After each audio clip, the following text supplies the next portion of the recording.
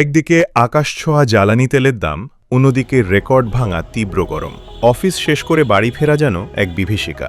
কিন্তু কল্পনা করুন তো, যখন সবাই এসির পেছনে ছুটছে, তখন আপনি কোনো খরচ ছাড়াই নীল নদে শরীর এলিয়ে দিয়েছেন, আর স্রোত আপনাকে ভাসিয়ে নিয়ে যাচ্ছে ঠিক আপনার বাড়ির দোরগোড়ায়। শুনতে অবিশ্বাস্য মনে হলেও সুইজারল্যান্ডে এটাই এখন সবথেকে জনপ্রিয় জীবনধারা। গ্রীষ্মকাল এলেই আধুনিক সুইজারল্যান্ড এক অনন্য রূপ নেয়।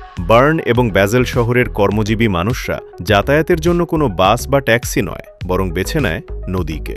তাদের সাথে থাকে একটি বিশেষ ওয়াটারপ্রুফ ব্যাগ, যাকে স্থানীয়রা বলে উইকফিশ। ওয়াটারপ্রুফ ব্যাগে অফিসের পোশাক ও ইলেকট্রনিক্স ডিভাইস নিরাপদে রাখা যায়, আর ব্যাগের ভেতরের বাতাস ব্যাগটিকে ছোট নৌকার মতো ভাসতে সাহায্য করে।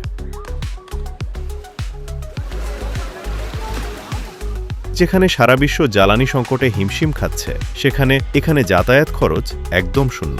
মাত্র ২০ থেকে ৩০ মিনিট স্রোতের সাথে ভেসে তারা পৌঁছে যান গন্তব্যে। কোনো ইঞ্জিন নেই, কোনো কার্বন নিঃসরণ নেই। তীব্র গরমে শরীর শীতল করার পাশাপাশি এটি পরিবেশ বান্ধব যাতায়াতের এক অনন্য উদাহরণ। নাগরিকদের এই অভ্যাসকে স্বাচ্ছন্দ্যময় করতে সরকার নদীর পাড়ে তৈরি করে দিয়েছে বিশেষ শাওয়ার রুম এবং ড্রেসিং রুম।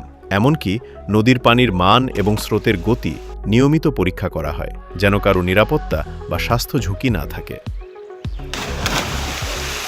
বিশেষজ্ঞদের মতে এই যাতায়াত পদ্ধতি শুধু শারীরিক ফিটনেসই বাড়ায় না, বরং কর্মজীবনের মানসিক ক্লান্তিও দ্রুত দূর করে। সারাদিনের কাজের চাপ ও তীব্র গরমের অস্বস্তির পর নদীর শীতল স্পর্শ তাদের মনে এনে দেয় এক ধরনের প্রশান্তি। আধুনিক যান্ত্রিকতার মাঝে প্রকৃতির সাথে মিশে যাওয়ার এমন দারুণ বিকল্প সত্যিই বিরল।